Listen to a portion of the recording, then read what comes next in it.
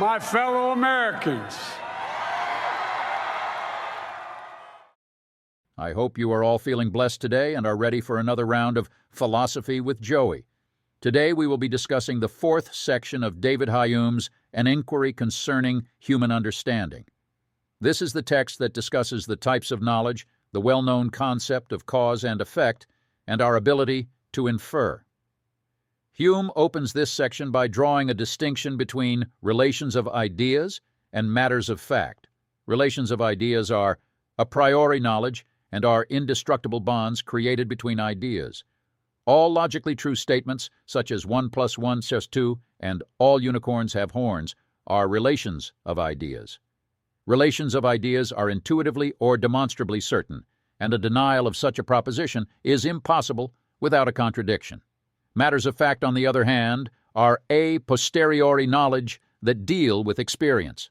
For example, that the sun is shining, that yesterday I went for a walk, or that it will rain tomorrow are all matters of fact. They are learned, a posteriori, and can be denied without fear of contradiction.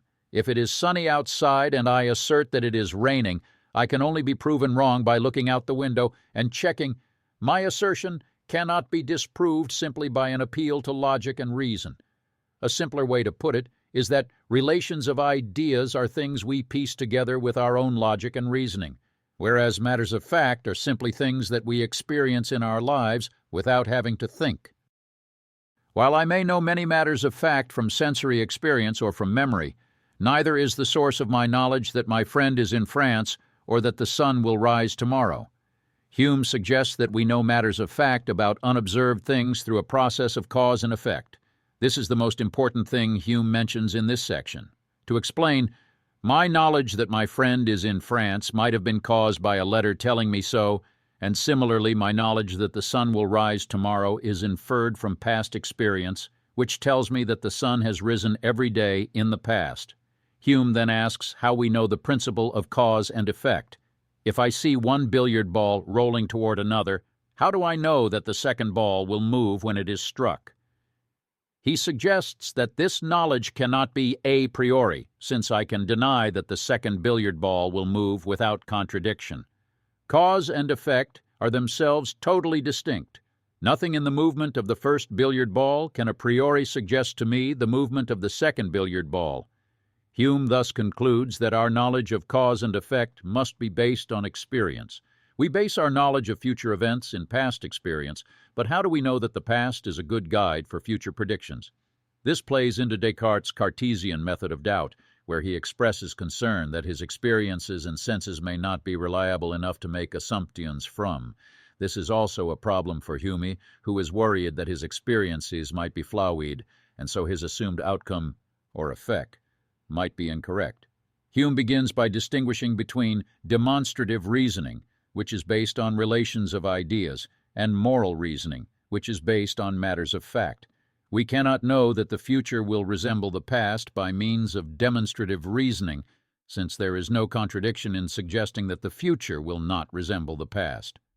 Moral reasoning is also unhelpful, since it falls into a vicious circle. If all our predictions about the future are based on this principle, that the future will resemble the past, and that principle is derived from past experience, we cannot know that it will remain true in the future by its own logic. Simply put, there is seemingly no way to say for certain if a cause will truly lead to its expected effect. The randomness of the universe is simply impossible to predict with 100% certainty. Hume suggests that we infer similarities between past and future, but that there is no form of reasoning that can confirm these inferences.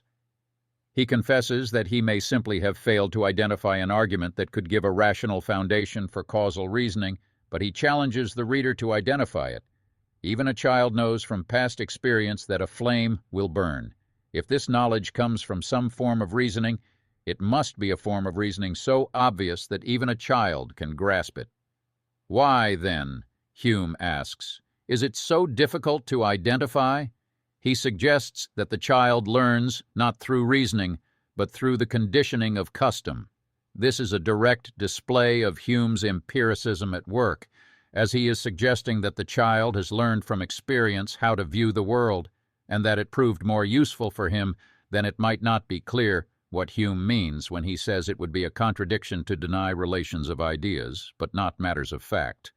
Surely there is something contradictory about saying, "It's raining," when the sun is shining brightly. The point is that we need to refer to the world around us to verify matters of fact. The claim that 2 plus 2 equals 5 is a contradiction because nothing in our experience can possibly prove it true. The claim, "It's raining," might have been true under other circumstances, and the claim must be compared with reality in order to be proven false. My claim that it's raining can be verified by stepping outside or looking out the window. However, Hume notes that unobserved matters of fact are more difficult to sort out. I know that the sun will rise tomorrow, but how? I won't be able to verify that claim directly until tomorrow, but I can still claim to know it with certainty today. This begs the question, how many times must we experience something before it can be assumed to be true every time? Where is the line to be drawn? Hume ponders on the contradictions that come from the cause and effect principle, and how if something is assumed to be true because the past suggests it will be true, how can we be certain the past is reliable? For this induction to be a valid form of reasoning, we need to propose some sort of uniformity principle that establishes that the future will resemble the past all of the time. It may seem obvious that physical laws will not change in the future, but Hume's genius lies precisely in seeing that this is still a claim that needs to be proved and argued for. To his surprise, he finds there is no good reason to trust in any sort of uniformity principle. It cannot be established through reason alone, since its denial is hardly contradictory. It would seem that we learn of this principle through experience, but we cannot claim that it is confirmed in experience. A uniformity principle is needed to justify all inductive claims based on past experience. So we cannot prove the uniformity principle itself through induction. We need to prove the uniformity principle before we can say anything about induction or knowledge from experience. But it seems that we cannot prove the uniformity principle without an appeal to experience. This circularity could be schematized as follows. 1. Our knowledge from experience is based on the principle of cause and effect. 2. The principle of cause and effect is grounded in induction. 3. Induction relies on the uniformity principle, that the future will resemble the past. 4. We come to know the uniformity principle from experience. 5. If we ask how we ground our knowledge from experience, and hence the uniformity principle, we return to 1, and our reasoning has come full circle. Rather than attempting to disprove this circle, Hume simply bites the bullet and faces the truth that there is no way to create a uniformity principle that establishes the future will be the same as the past. And therefore, his induction must not be a valid form of reasoning. Any reasoning about future events is mere conjecture, and the claim that the sun will rise tomorrow is no more certain than the claim that aliens will invade the earth tomorrow. In the end, Hume must come to the conclusion that we as humans are committed to the belief that the future will resemble the past, but that we are not rationally justified in holding this belief. He admits that reason is a far weaker tool than we might have supposed, and he ends this section feeling thoroughly defeated.